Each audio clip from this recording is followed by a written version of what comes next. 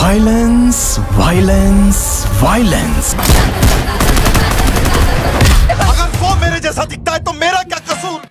Guys গতকাল থালাপতি 69 অর্থাৎ বিজয় স্যারের ক্যারিয়ারের লাস্ট মুভির অ্যানাউন্সমেন্ট করা হলো। আরেকদিকে রণবীর এবার শাহরুখ খানকেও বক্স অফিসে হারিয়ে দিবে। তাছাড়াও রামায়ণ মুভি নিয়ে আসলো বিশাল বড় গুড নিউজ। সব কিছুই জানবো, শুধু ভিডিওটার সাথেই থাকুন।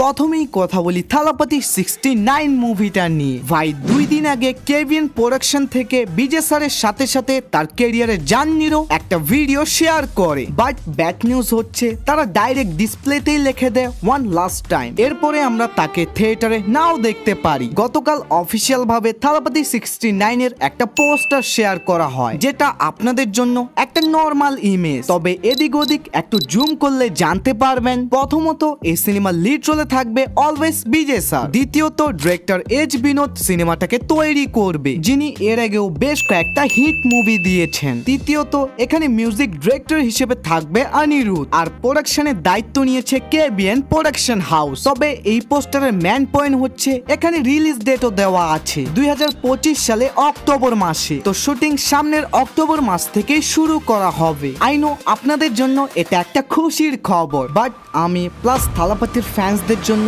এটা হার্ট অ্যাটাকের থেকে কম না ভাই। এখন কথা বলি রামায়ণ মুভিটা নিয়ে। ভাই অনেক আগেই তো এই সিনেমার শুটিং এর কিছু ইমেজ লিক হয়েছিল, তবে মাঝখানে অনেক সময় এটা নিয়ে গুঞ্জন উঠেছিল যে রকি ভাই এখানে রাবণের রোলে থাকবে না, তিনি শুধু এখানে তার মাস্টার মাইন্ড ক্রিয়েশনের কাজ করবে। তবে ফাইনালি রিপোর্ট অনুযায়ী তিনি এই বছরের ডিসেম্বর মাস থেকেই শুটিং এ জয়েন হবেন, তাও আবার রাবণের রোলে। আদিপুরুষের রাবণে না, রামায়ণের রাবণে। এবং বর্তমান ইয়াসের রাবণের রোলের কিছু লুক টেস্ট করা হচ্ছে, যেন মুভিতে তাকে দেখে একদম রিয়েলিস্টিক ফিল আসে। এছাড়াও আরো একটা রিউমারের অনুযায়ী রণবীর কাপুর এখানে ডবল রোলে থাকবে, তিনি পরশুরামের রোলে থাকতে পারেন। এটা অবশ্য হলে ভালোই হবে, কারণ আমরা এর আগেও অ্যানিমেলে রণবীরকে কুড়াল দিয়ে মানুষকে মারতে দেখেছিলাম, যেটা সেম রিপ্রেজেন্ট করে পরশুরামের ক্যারেক্টারকে।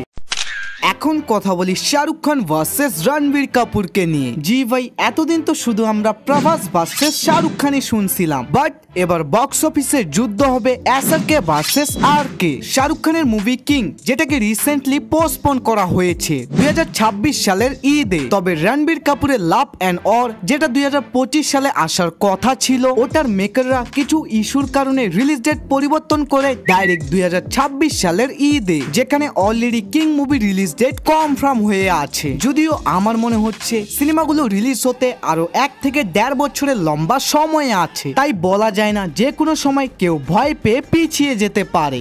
বাকি আজকের এই ভিডিওটা মূলত এই পর্যন্তই ছিল।